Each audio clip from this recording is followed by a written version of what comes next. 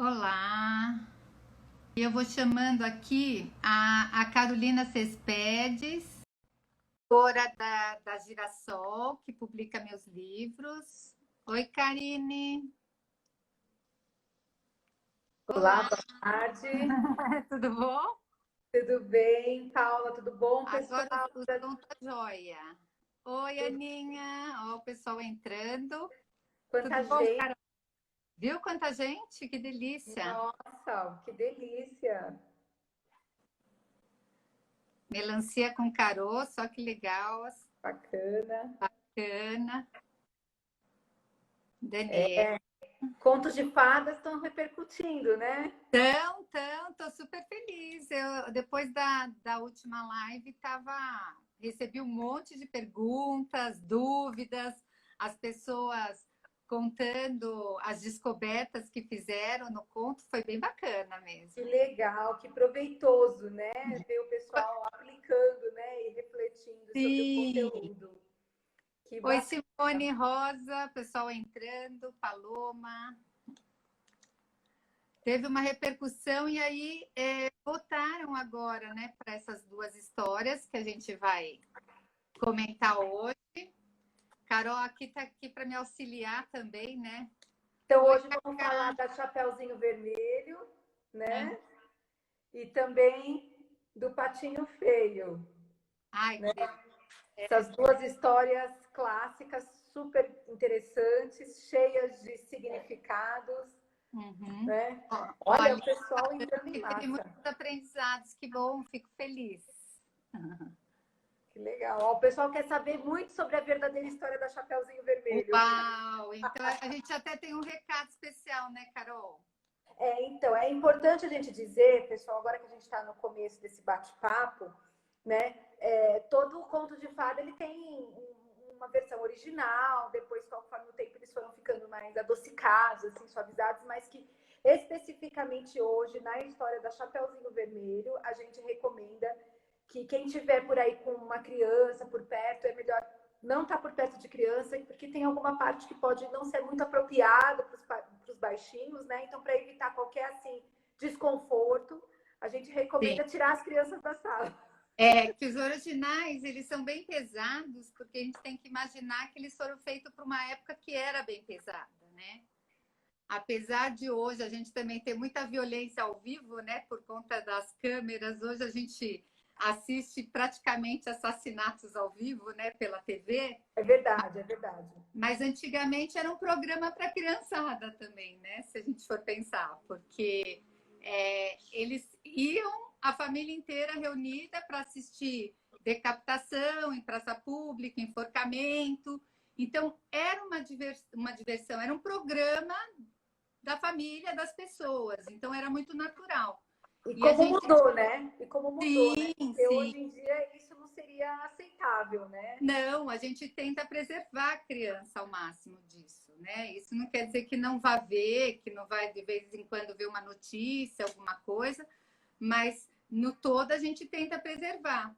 Mas antigamente eles tentavam preservar pelo menos o inconsciente desses pequenos, né? Porque as histórias trabalhavam isso, para ele aguentar que, apesar de tudo aquilo, tinha uma possibilidade de final feliz, né? De dar um respiro. Então, essa coisa era muito legal. E vem Oi, cá, a história da Chapeuzinho Vermelho, ela tem mais de uma versão, né, Paula? A gente sabe que tem a versão do Charles Perrault e dos irmãos Grimm. uhum, Qual que é a sim. diferença dessas duas versões? Então, a versão do Charles Perrault, ela é mais antiga, ela é do início do século XVI na Itália, né? E lá era mais pesado, até por conta da época. Então, na história do Perrault, a Chapeuzinho e a vovó eram literalmente, elas eram mortas mesmo, não tinha essa coisa do Green, que abre a barriga do lobo e tira a vovó e tira a, a Chapeuzinho, e elas são salvas pelo caçador. Lá na do Perrault, ele realmente, o lobo fatiava a vovó e servia a vovó a carne e o sangue da vovó para Chapeuzinho. Então tinha toda Nossa, uma história aí bem pesada E aí depois ele ainda ele se fingia de vovó, né? Então, quando ele está servindo a própria avó para a neta, ele está fingindo ser avó. Então, essa é uma das principais, já começa daí. É No bem pesado, Creed, né? ainda tem uma. Ele salva, né?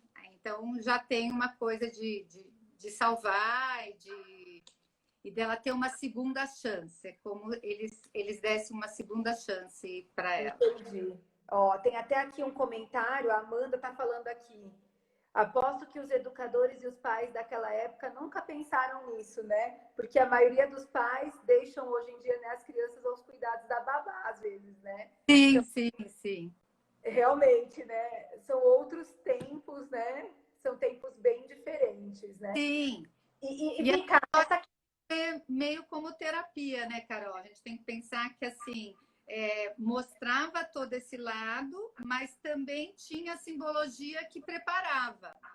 Quando a gente for pegar a Chapeuzinho do original, por que ela foi criada, né? Porque antigamente era tudo mato, tudo não tinha tanta assim a cidade em si, né? Certo. Tinha muitos matos em todos os lugares.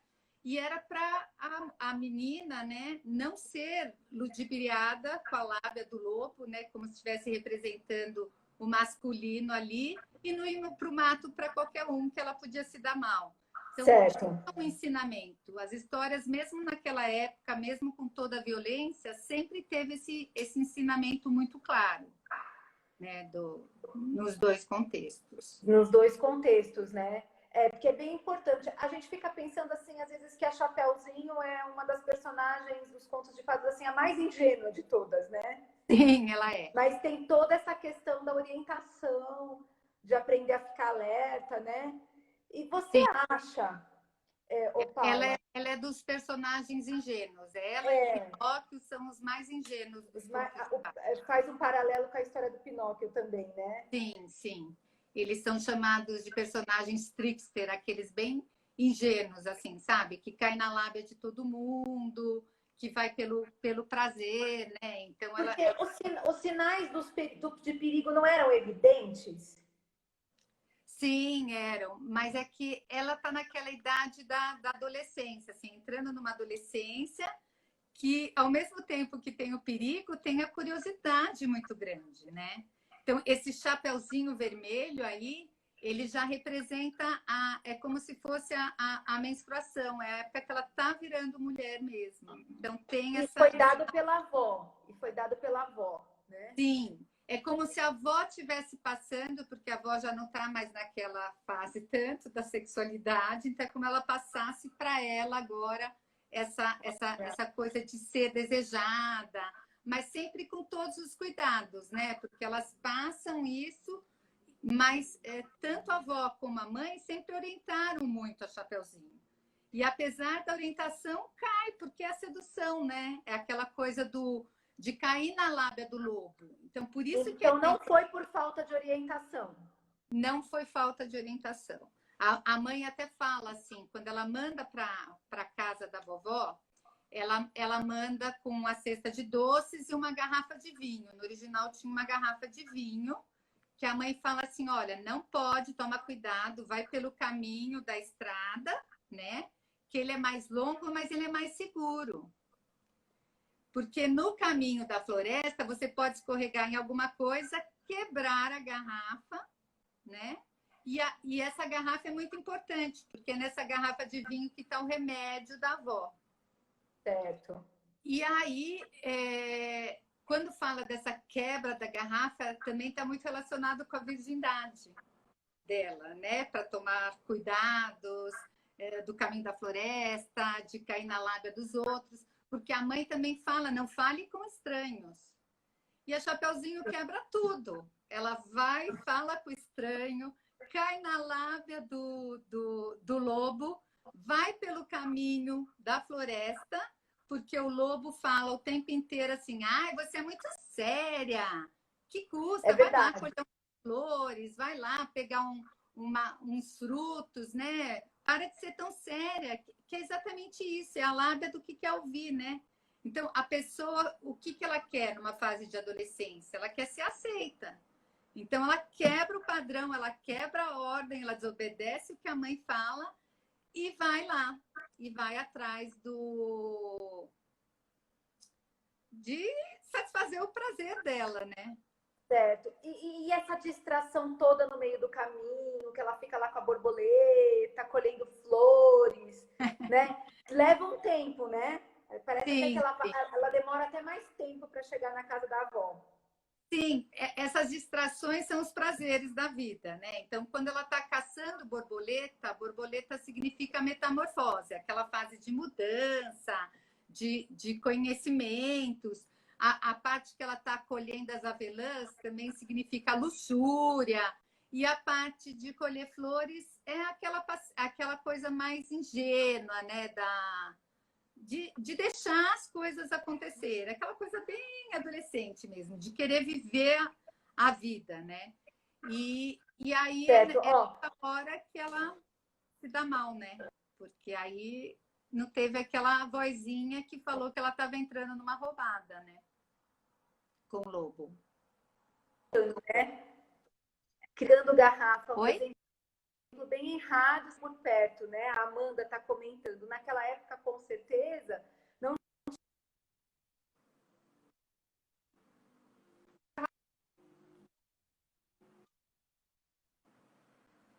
garrafa de plástico, de Ah, sim.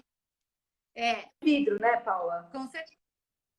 Sim, eu acho que até por isso foi sendo tirada. Muitas coisas foram tiradas, né? A gente está analisando aqui o original para a gente entender da onde surgiu essas histórias, né? Por que era daquele jeito e que batia com o contexto da época. Não está dando para ouvir, Carol? Com certeza. Ah, tá, agora voltou. Então, e aí naquele contexto cabia aquilo, né? Mas agora as coisas foram mudando. Numa época foi adocicada demais, a gente até comentou isso na última live, mas depois voltaram algumas coisas mais, as mortes, algumas coisas que servem como ensinamento até hoje, né? Porque antes tiravam as mortes das mães, as mortes das pessoas, e é uma coisa que a gente não pode garantir, né? Ninguém tem vida eterna. Então a gente não pode tirar isso das histórias porque na verdade são grandes ensinamentos.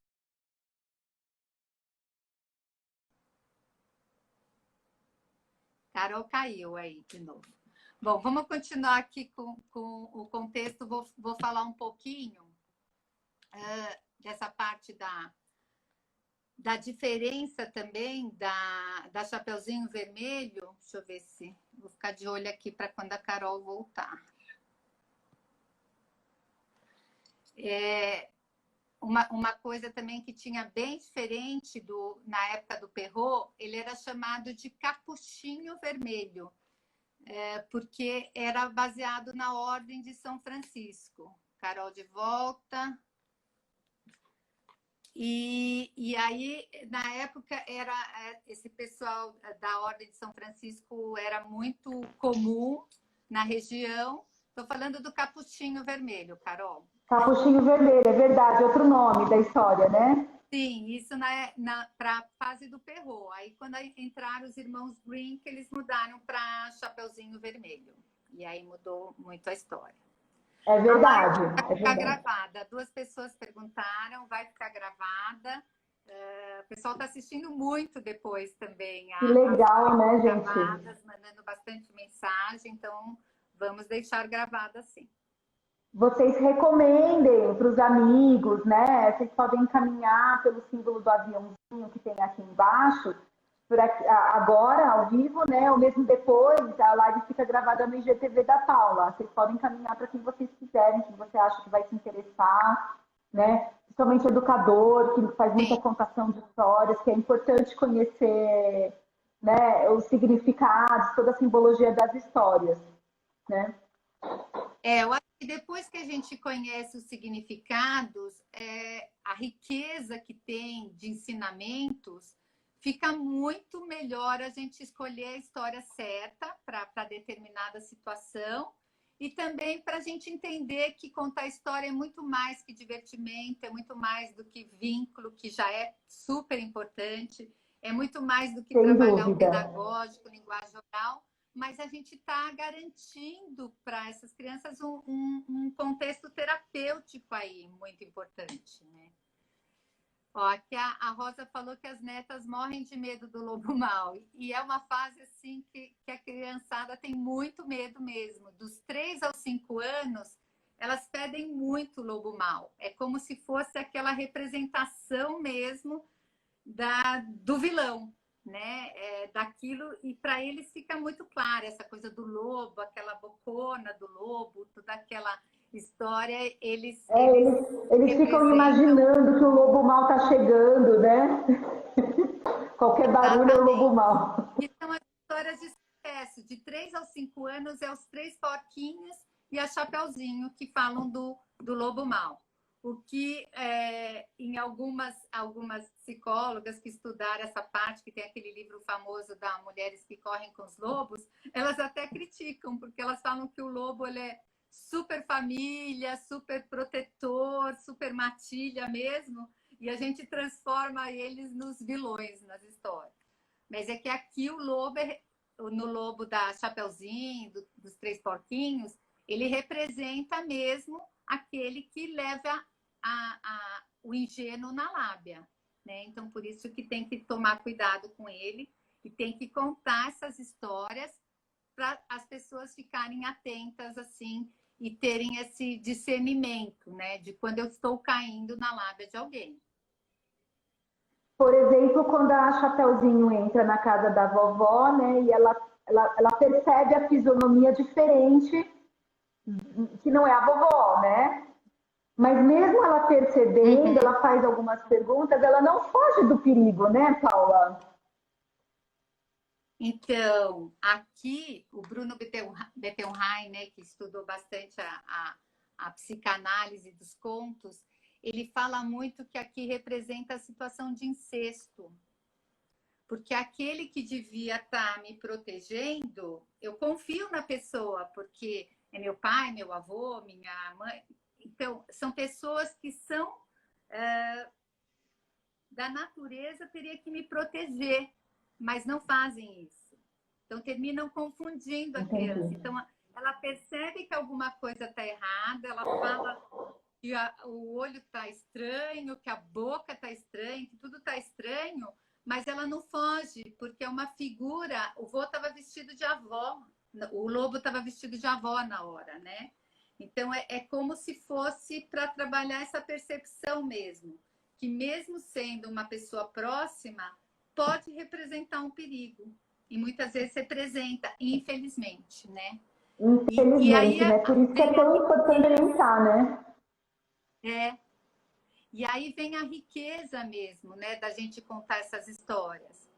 Porque, até comparando, tem um caso famoso aqui, né, Carol? Que é o Maníaco do Parque, que teve em São Paulo. Pois é. E tem teses de mestrado que mostram que o quanto é parecido com a história da Chapeuzinho Vermelho. Porque era uma figura que tinha lábia total, porque ele enganou as meninas ingênuas, né? Ele literalmente matou 11 mulheres, mas ele atraiu uma armadilha, né? As 11, que se elas tivessem com o chapeuzinho vermelho na cabeça, elas tinham percebido que alguma coisa estava errada, né? Porque o que ele fez? Ele levou-as para o mato, que era para um parque de São Paulo, às 19, na hora que o parque ia fechar. Ninguém percebeu que aquilo estava estranho. Era um perigo iminente, né? Era um perigo iminente, né? Tinham sinais, né? Tinham sinais, né, Paula? Tinha tudo. Tinha sinais. E por isso que os símbolos dos contos são legais, são importantes, né? Porque se ela soubesse, se ela tivesse percebido que os sinais estavam claros ali, né? mato, à noite, sem equipe de filmagem, mas a Chapeuzinho... Pois é, como assim? Você vai fazer uma filmagem e não tem ninguém lá? Sim. É realmente a pessoa tinha um desejo, né, de alguém olhar para ela, se aproximar, no sentido de, nossa, ele acha que eu posso virar uma modelo, né? A Com certeza ingenuidade tinha mães eu ali. enxergo no lobo aquilo que eu quero enxergar.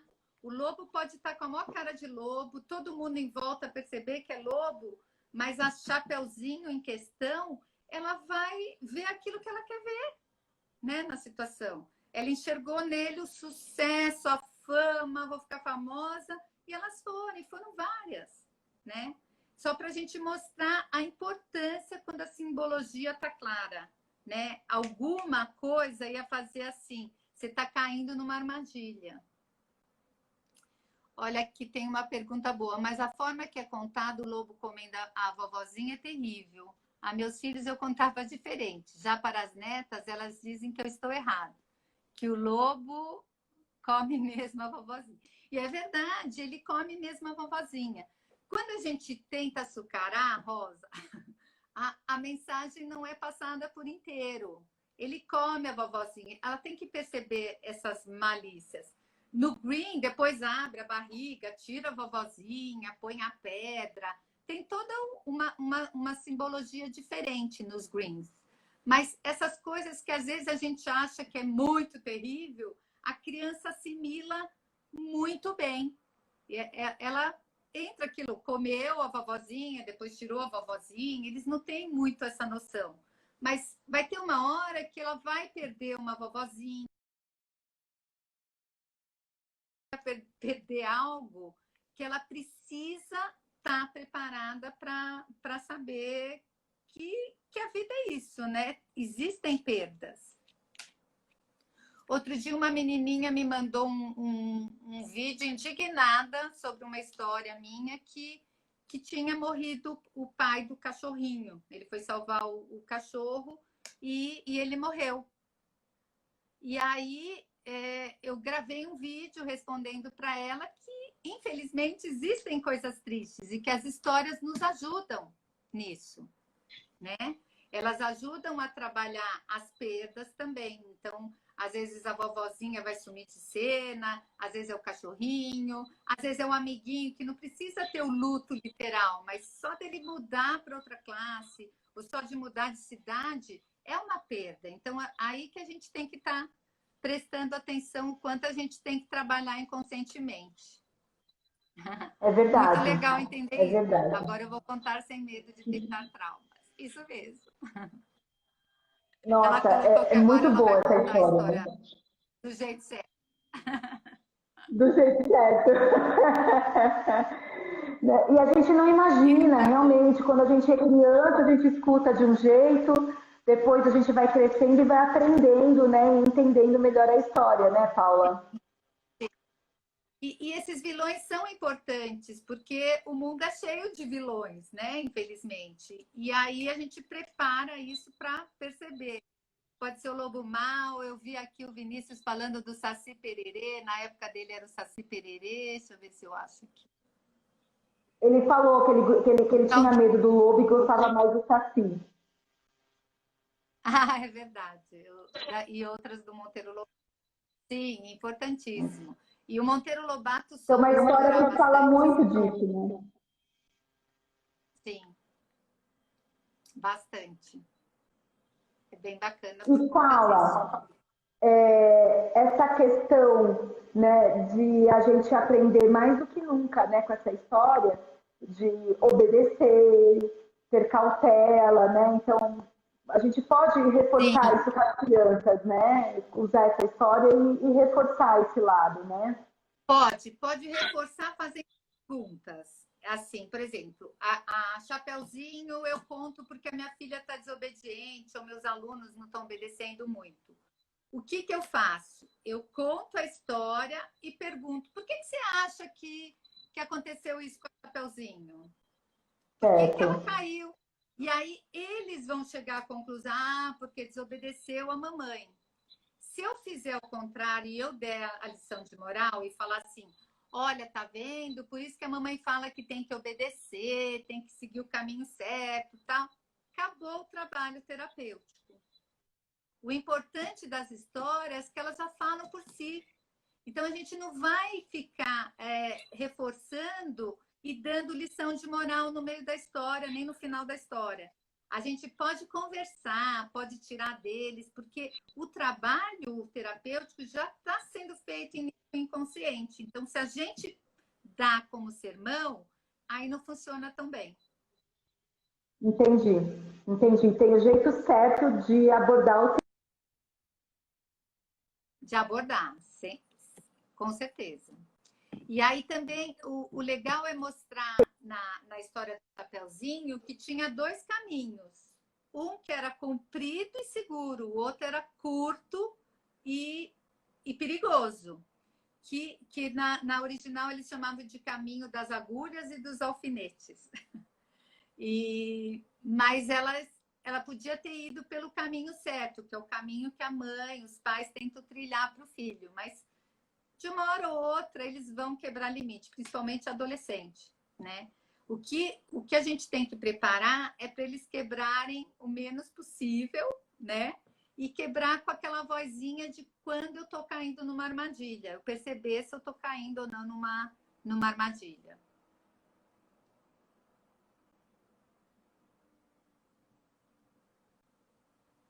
Tem mais alguma pergunta aí, Carol, dessa história? Alguém quer saber mais alguma coisa da Chapeuzinho?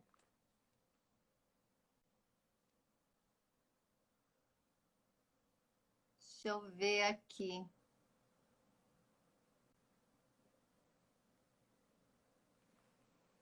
Quando eu era criança, uma vez perdemos... Ai, peraí, perdi. Quando eu era criança, uma vez perdemos uma colega de classe. Aconteceu. É importantíssimo isso. As pessoas somem e a gente não explica para a criança. O luto, ele tem que ser vivenciado. Então, tem que ter um trabalho. Por isso que nas histórias, uma das coisas fundamentais, assim, nos contos, é porque elas trabalham muito o luto. Elas colocam... Opa! Ai, peraí, que eu estou fazendo. Todas as histórias aparecem algum tipo de luto que vai existir, né? A gente não pode ficar garantindo o tempo inteiro que esse luto não vai acontecer. Ele vai acontecer. Deixa eu ver, aguardando, conectando. Muito bom.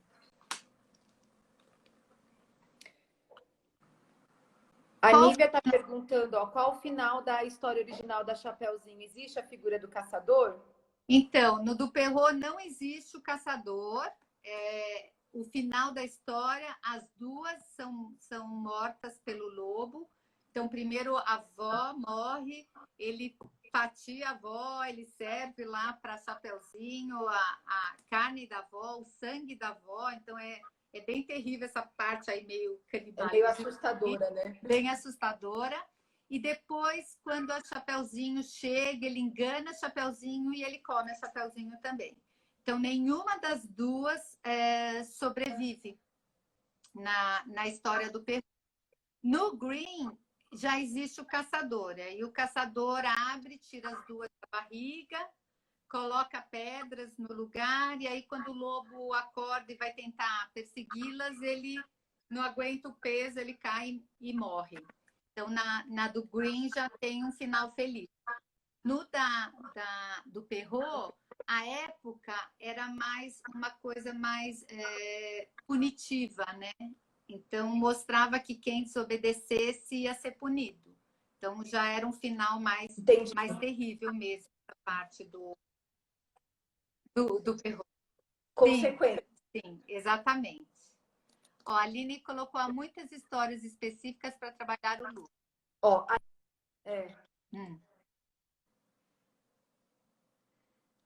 Muitas pessoas estão adiando o luto nesse momento e provavelmente tem que trabalhar o luto na escola. Exatamente, Line. Então, tem várias histórias que trabalham o luto. Eu mesma fiz para a coleção Bem Me Quer, que é com a Girassol Brasil e com a Maurício de Souza. Eu fiz uma que chama Para Sempre no Meu Coração, que é uma história com a personagem Dorinha. E a personagem Dorinha só começa porque... Ah, esse daí, ó. Carol, esse daqui. já mostra o luto que ela tem da visão, né? Porque ela já nasceu com deficiência visual e a avó mostrou para ela uma maneira de conhecer o mundo de uma maneira diferente, pelos outros sentidos. E no final tem o luto da avó, que deixa boas lembranças. Então, a gente tem que trabalhar isso o tempo inteiro, porque tem luto, eles estão ouvindo falar muito de morte por conta do Covid, né? Então, sempre vai ter algum conhecido, sempre tem alguma história, ou algum luto perto. O luto é importantíssimo trabalhar, porque às vezes o luto é aquele momento que eu estou longe da minha mãe. Então, ele tem que existir. A gente tem que parar com essa história de fingir que não existe, ou mudar parte da história quando tem luto. O luto é vida. A única certeza da vida é a morte. Então, a criança vai enfrentar o luto de alguma maneira, em algum momento.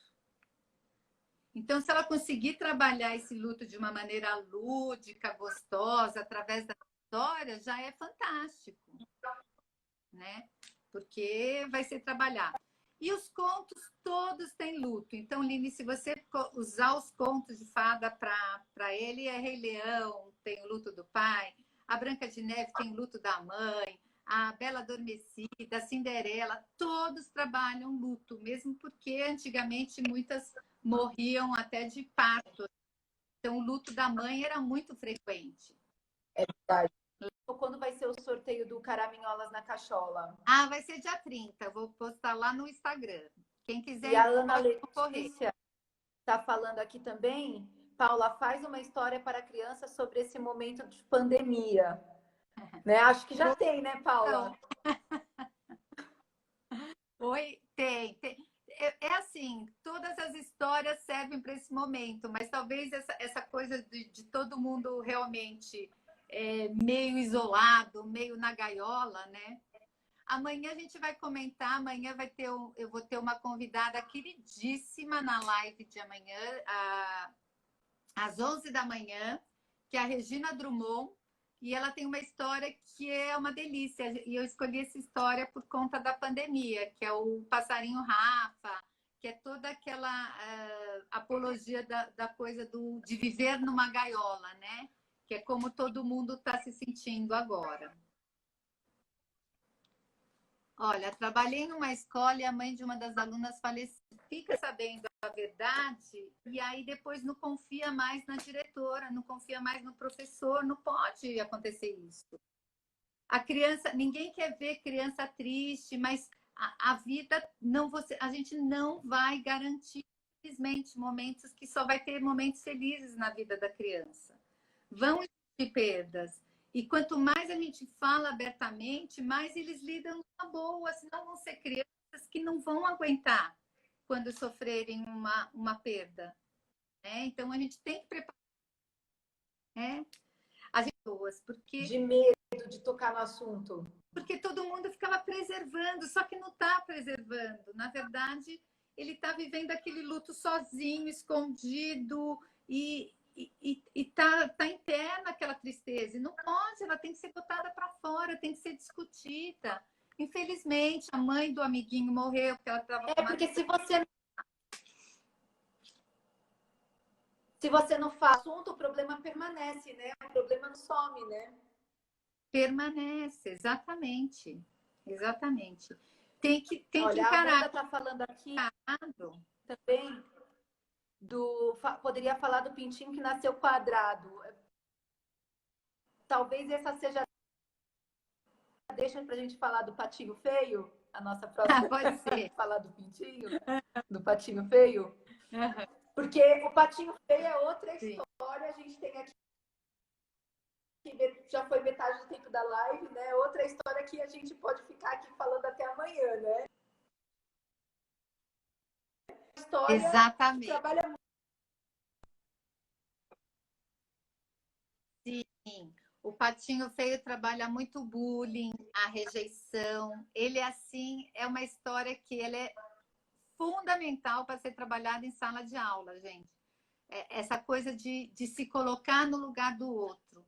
Agora, com a nova BNCC, que fala muito em a gente trabalhar as habilidades socioemocionais, trabalhar a empatia, é muito importante trabalhar o patinho feio.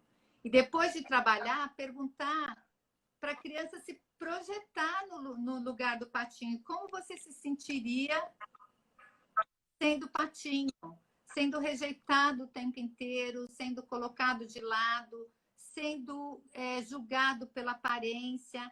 Então, tudo isso é assim, fundamental para a gente trabalhar com uma sala de aula. O patinho feio, para mim, é a história mais perfeita para trabalhar autoestima, rejeição, bullying. E ali tem uma riqueza de perguntas que a gente pode fazer em cima do patinho que é impressionante mesmo.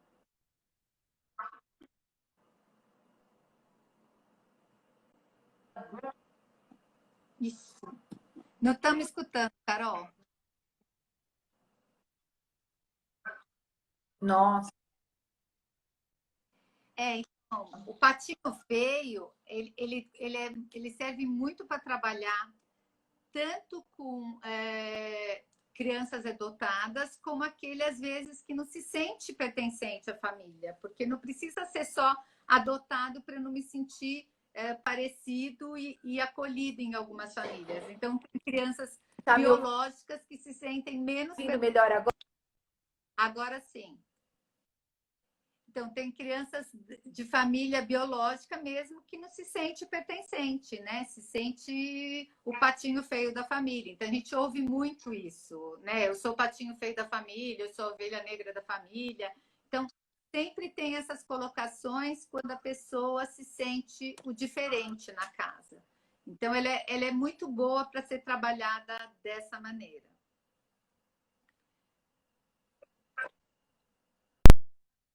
Agora eu tô ouvindo. Tá me ouvindo? Fala. Tô. Horário de pico, gente. Horário de pico da internet. É fogo.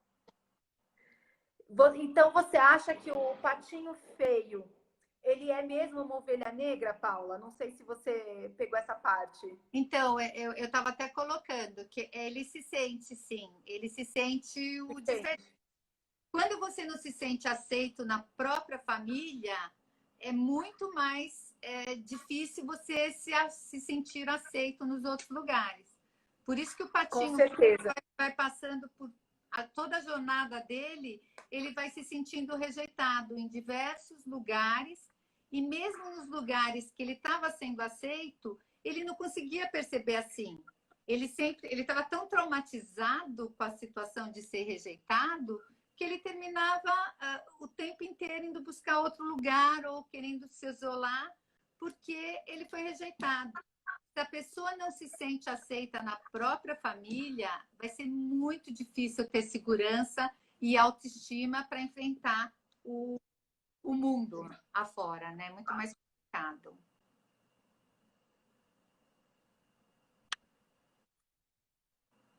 Tá, a próxima pergunta? Eu vou olhando aqui, deixa eu ver. Tem uma pergunta que fazem sempre sobre o patinho feio. Entendi. Olha, a Lino aqui, que dá para fazer uma analogia, né, com o trabalho coletivo. Uma analogia com? Uma analogia com o trabalho coletivo, por ter pessoas que não se sentem daquele grupo, né? Exatamente. A história do patinho feio é autoestima e sentimento de pertença. Eu tenho que me sentir pertencente a algum grupo, né? E quando ele não se sente aceito e pertencente ao próprio grupo familiar, ele vai poder estar muito mais aberto a cair a armadilhas, né? Ou ele vai se isolar do mundo, ou ele vai cair nos grupos que pode não ser um grupo ideal, mas ele se sente aceito lá, então ele vai se encaixar naquele grupo. Então é bem complicado. A própria mãe do patinho feio nessa história, ela ela também rejeita de alguma maneira, né? Primeiro ela fala não, apesar dele não ser amarelinho como os outros, isso para preconceito racial, essa história também é fantástica, né? Porque a mãe fica olhando e fala assim, mas como é que ele não é amarelinho como os outros, né?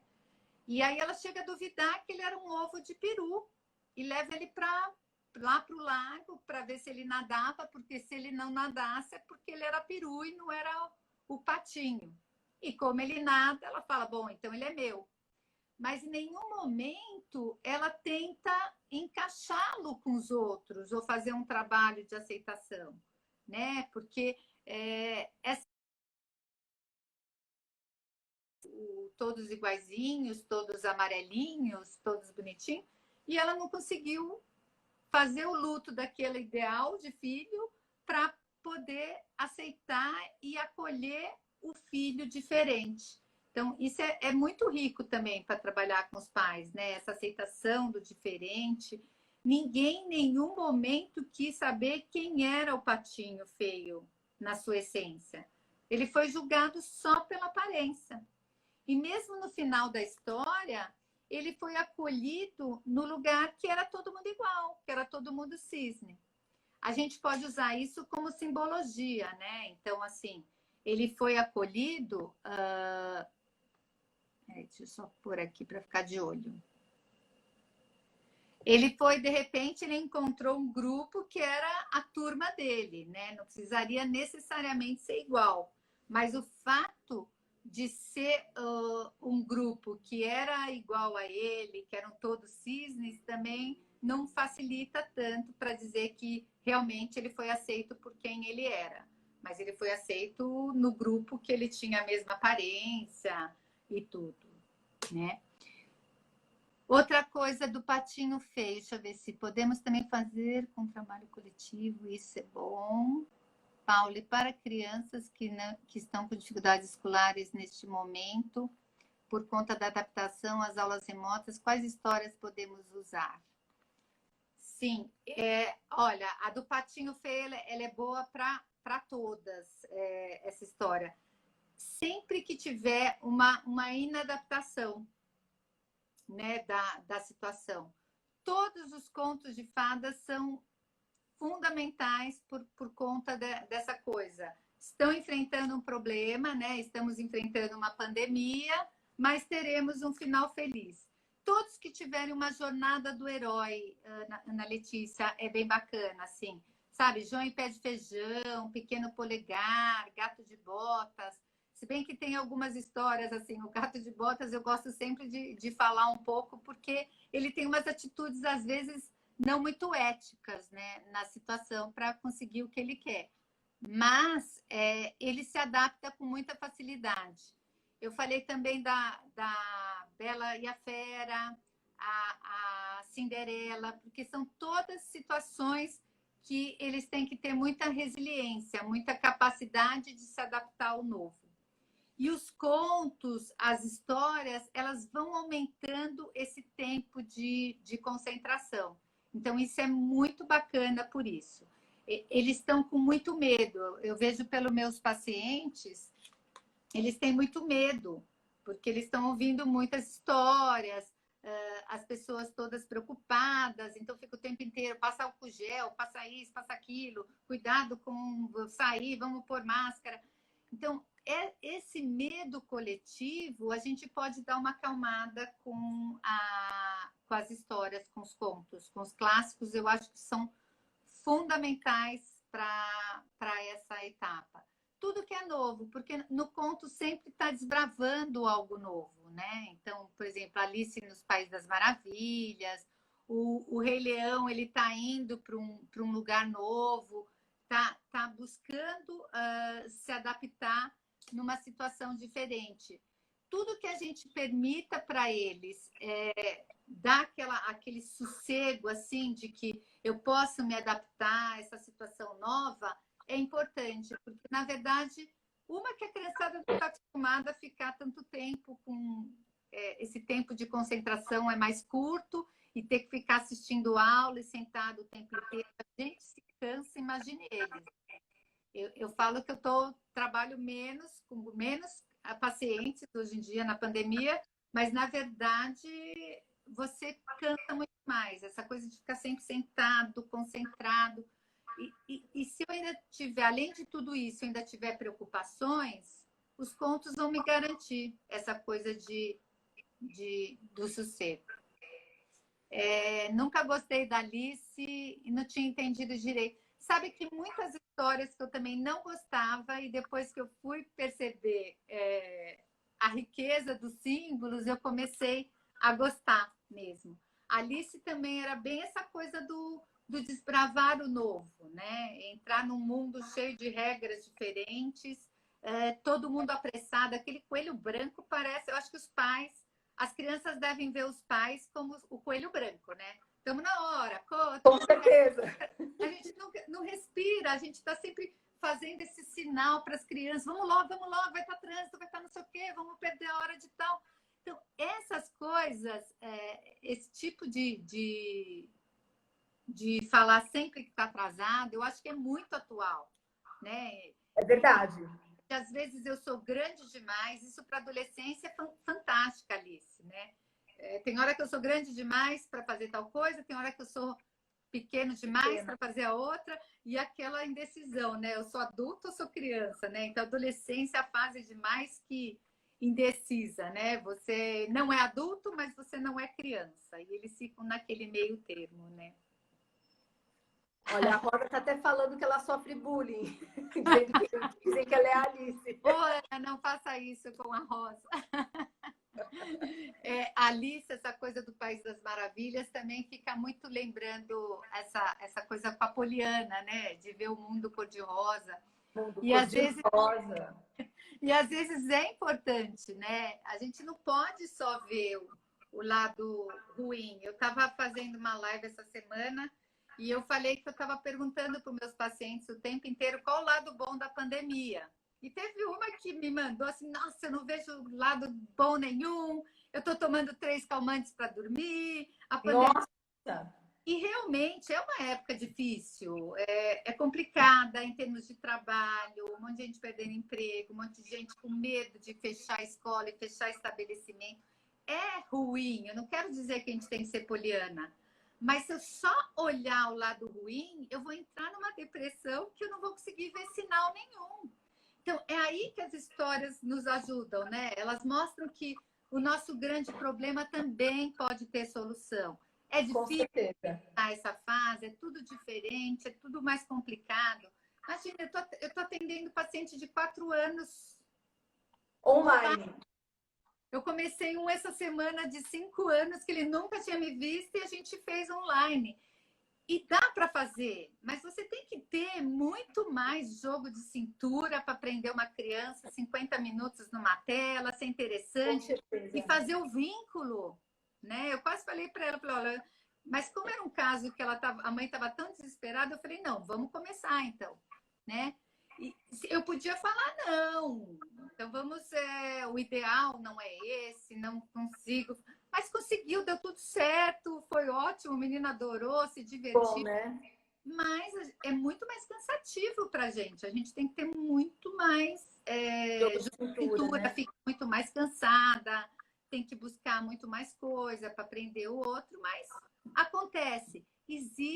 A gente tem que pensar que existe uma luz no fim do túnel, senão fica muito terrível, né? A história já acaba no momento do conflito. Sim. Seria a mesma Sim, coisa para poder sair desse cenário bem, né? Porque senão tudo já colabora para algo ruim, né? Assim, as notícias não são boas, né?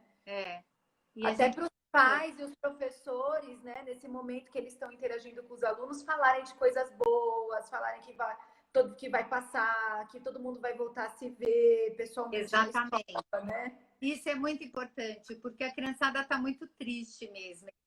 Quando eu falo assim, o que é o momento mais triste? Eu não posso ver meus amigos, eu só vejo meus amigos pela câmera. Então, é bem complicado mesmo essa fase, principalmente para criança, porque a gente adulto já fica naquela insegurança, naquela ansiedade, aquela incerteza de não saber o que vai acontecer, né? Daqui uma semana, um mês, a gente não tem controle de nada. Aí falaram que vai começar em setembro, mas será que vai começar em setembro mesmo? É, não é certeza. Não é. Então, essas incertezas deixam o adulto ansioso. Agora, o adulto tem a falsa sensação de que a criançada não está percebendo nada, né? E eles estão percebendo tudo, tudo. Então, por isso que é muito mais importante uma conversa aberta com eles e falar o que está acontecendo e que quando que a gente vai sair, eu também não sei, sabe? Deixar aberto, não sabemos mesmo. Então, é uma situação nova, ninguém nunca passou por isso. Então, quando a gente mostra a verdade para a criança, é muito mais fácil de trabalhar.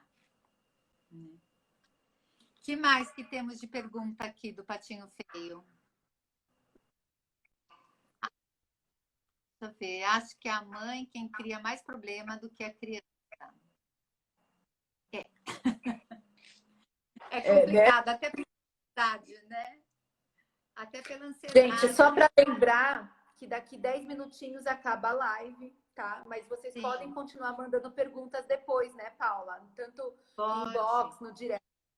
Eu vou deixar gravado, pode mandar pergunta lá, pode mandar pergunta em box, eu responderei com o maior prazer todas, se ficou alguma dúvida.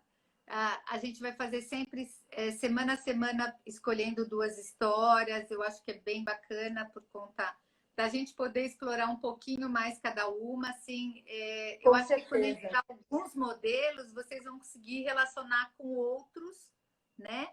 E saber escolher a história certa. Porque, assim, também, a hora que não souber escolher, peguem um dos clássicos, porque sempre trabalha. Herói, jornada do herói, enfrentamento de algum problema e final feliz. Então, isso é fundamental.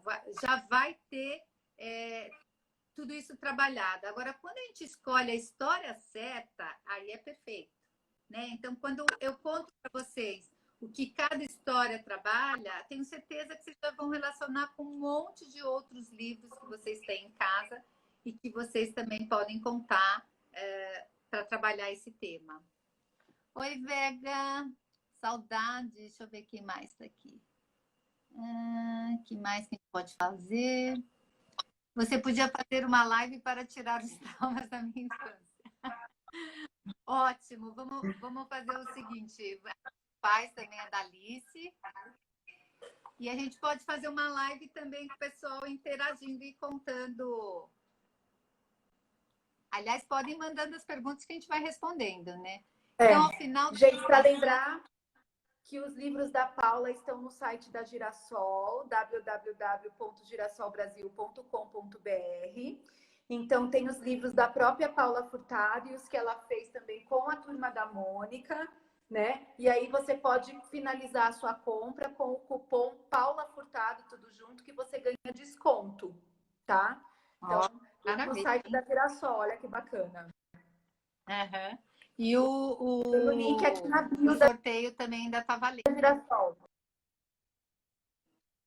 Isso. Olha, a Nívia perguntou aqui, então, ao final da contação, como podemos abordar alguns pontos sem dar lição de moral e perder o trabalho terapêutico? Fazendo perguntas, o que você achou da história, qual parte você mais gostou, que parte te incomodou. Quando a gente pergunta o que incomodou na história, eles terminam falando os próprios medos, anseios, então é muito bacana. Ou, às vezes, quando a gente escolhe a história certa, Nívia, é muito bacana, porque você termina de contar a história, às vezes nem termina. Outro dia eu estava contando para um menino uma história que a mãe me procurou, que ele era muito pessimista, achava que tudo dava errado, reclamava, tá na Disney. Eu estava falando que ele reclamava de tudo. Eu só falei isso. Eu falei o primeiro parágrafo, o menino olhou para mim e falou: sabe que eu também sou assim? Então, aí é o link, né? Então, eu só precisei falar, tá, mas como é que é essa história? Aí eles entregam de bandeja. Às vezes, quando é a mãe, sei lá, você escolheu uma história porque ele tá mentindo, você escolheu o Pinóquio ou o Pedro o Lobo, às vezes eles ficam com aquela cara de desconfiado, mas eles não vão vestir a carapuça justo para a mãe, né? Mas o trabalho está sendo feito. Então, você pode jogar perguntas. Ai, você achou certo o que o Pinóquio fez? Nossa, por que, que o Pinóquio se mete tanto em encrenca?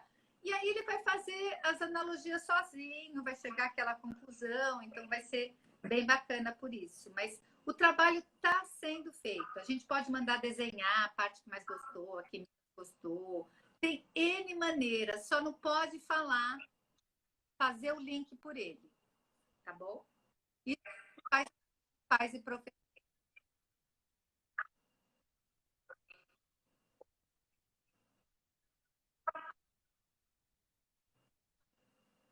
Que legal. Olha, a Rosa está até comentando, né? Sim, E tem com muita certeza. coisa para Como perguntar. avó, como mãe, como professores, eu acho que é esse o objetivo Que desses ela, como nossos avó, ela encontros, errar que eu acho menos, assim né? que está sendo fantástico, o que eu estou recebendo de retorno é isso. Do mesmo jeito que eu me espantei também, que eu percebi a riqueza quando eu fui estudar os contos, é isso que eu quero passar para vocês. E quando vocês estão tendo aquele momento de contação de histórias, além de ter aquele momento de vínculo maravilhoso, porque ninguém esquece. Você pode perguntar na vida adulta para qualquer um que, quem que ele contava histórias, como que era esse momento. É sempre uma sensação de encantamento. Eu lembro até hoje da minha avó numa cadeira de balanço, com todos os netos em volta. Então, é um momento mágico. Mas, além desse momento ser mágico pela interação, é um momento terapêutico. A hora que os Com pais certeza. descobrirem isso, os consultórios vão diminuir bastante, porque o trabalho é fantástico com os contos. É que tem todo um.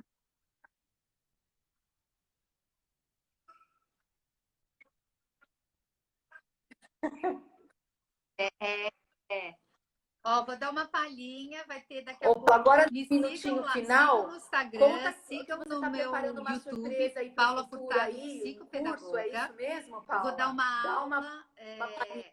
gratuita, falando tudo sobre esse curso, que é trabalhando as habilidades socioemocionais com as histórias. Gente, esse curso ficou demais para professores, para pedagogos, para psicopedagogos, psicólogos.